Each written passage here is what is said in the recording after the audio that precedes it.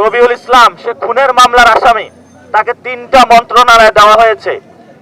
এখন আবারই সে বাংলাদেশে হলো চাঁদাবাজিকে হালাল করার চেষ্টা চালাচ্ছে। মির্জা আব্বাসের সাম্রাজ্যকে যেভাবে আমরা খান খান করেছি, এই রবিউল ইসলামের নয়নের যে চাঁদাবাজি সন্ত্রাস খুনের সন্ত্রাসের যে রাজত্ব আছে, এটাও কিন্তু আমরা খান খান করে দেবো ইনশাআল্লাহ। আমরা জনাব তারেক রহমানকে অনুরোধ জানাবো, আপনার প্ল্যানে কোনো চাঁদাবাজদের রাখবেন না। যদি রাখেন তাহলে চাঁদাবাজদের যে পরিণতি হয়েছে আপনাদেরও ইনশাআল্লাহ সেই পরিণতি হবে। আমরা বলি যে আমরা মাঠে বেশি আর আন্দোলন করতে পারবো না, আমাদের অনেক শক্তি ক্ষয় হয়েছে।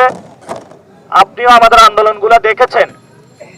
প্রিয় সালাউদ্দিন ভাই, যা যা করেছেন এখন ভুলের কাফারা দিতে শুরু করেন। প্লিজ আপনি শহীদ উসমান হাদি ভাইয়ের হত্যাকাণ্ডের যে বিচার আছে এটা দ্রুত উদ্যোগ নিন। এবং আমরা যখন মাঠে গিয়েছিলাম আপনারা অনেক কথাই বলেছেন। এখন যেহেতু মন্ত্রণালয় পেয়েছেন, তাহলে দ্রুত গতিতে এই বিচারের আপনারা উদ্যোগ নেবেন। সাথে সাথে ঢাকা 8-এর যিনি সংসদ সদস্য হয়েছেন, ওনার থেকেও আমরা এই বিষয়ে বক্তব্য চাই যে শহীদ উসমান হাদি ভাইয়ের হত্যাকাণ্ডের বিচারের বিষয়ে উনি কি করবেন, এটা আমরা সুস্পষ্ট উদ্যোগ চাই। এবং আপনারা জানেন যে সামনে রমজানের পরেই ঈদ আসতেছে। এই ঈদের সময় বিভিন্ন জায়গায় মানুষ চলাফেরা করবে, নৌ সড়ক রেলে। আপনারা জানেন রেলে অঢেল দুর্নীতি হয়েছিল। বর্তমানে যে মন্ত্রী এসেছে সে এই দুর্নীতি চাঁদাবাজকে নতুন নাম দিয়েছে সমঝোতা। তো তার মাধ্যমে যে আমাদের রেলের উন্নয়ন হবে, সড়কের উন্নয়ন হবে, নৌ রুটের উন্নয়ন হবে, এটা আমরা আশা দেখি না। সে বাংলাদেশে চাঁদাবাজিকে স্বীকৃত দেওয়ার চেষ্টা চালাচ্ছে, হালাল করার চেষ্টা চালাচ্ছে। এ নয়ন রবিউল ইসলাম সে খুনের মামলার আসামি, তাকে 3টা মন্ত্রণালয় দেওয়া হয়েছে। এখন আবারই সে বাংলাদেশে হলো চাঁদাবাজিকে হালাল করার চেষ্টা চালাচ্ছে। আমরা পুরো বাংলাদেশের মানুষকে বলবো, এই রবি যে দুর্বসন্ধি নিয়ে আসছে, নতুন করে মির্জা আব্বাসের সাম্রাজ্যের দায়িত্ব নিতে চাচ্ছে।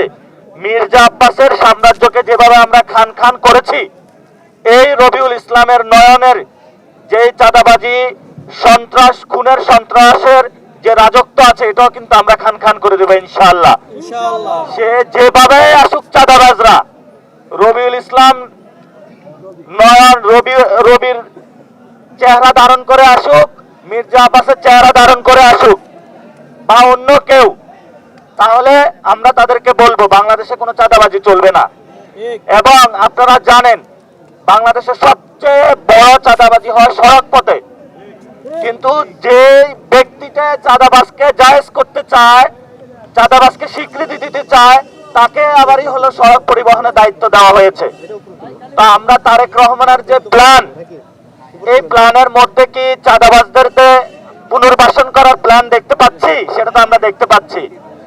আমরা জনাব তারেক রহমানকে অনুরোধ জানাবো, আপনার প্ল্যানে কোনো চাঁদাবাজদের রাখবেন না। যদি রাখেন তাহলে চাঁদাবাজদের যে পরিণতি হয়েছে আপনাদেরও ইনশাআল্লাহ সেই পরিণতি হবে।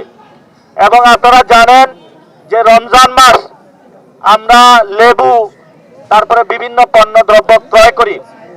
মার্কেটে অনেক বেশি সবকিছু পণ্য দ্রব্যের দাম বেশি, যেটা হলো মানুষের নাগালের বাহিরে। আমরা সরকারকে অনুরোধ জানাবো, নাগালের মধ্যে পণ্য দ্রব্যের দামগুলো নিয়ে আসুন, মানুষকে মুক্তি দিন, অর্থনৈতিকভাবে তাদেরকে স্বাবলম্বী করুন। এবং যারা শ্রমিক রয়েছে তাদের আপনারা পাশে দাঁড়ান। শ্রমিকদের পাশে যদি না দাঁড়ান, এই শ্রমিক মানুষগুলো কোথায় যাবে? এই জন্য ইনফরমাল সেক্টরে যারা শ্রমিক রয়েছে, রিক্সাওয়ালা যারা ঢাকা রয়েছে, তাদেরকে লাইসেন্সের আওতায় নেন। তাদের থেকে কেউ যাতে চাঁদাবাজি না করতে পারে, লাইসেন্স পারমিটের নামে কোনো থানা যাতে চাঁদাবাজি না করতে পারে, সেগুলো আপনারা নিশ্চিত করেন। তাহলে ইনশাআল্লাহ আমরা নতুন বাংলাদেশে যেতে পারবো।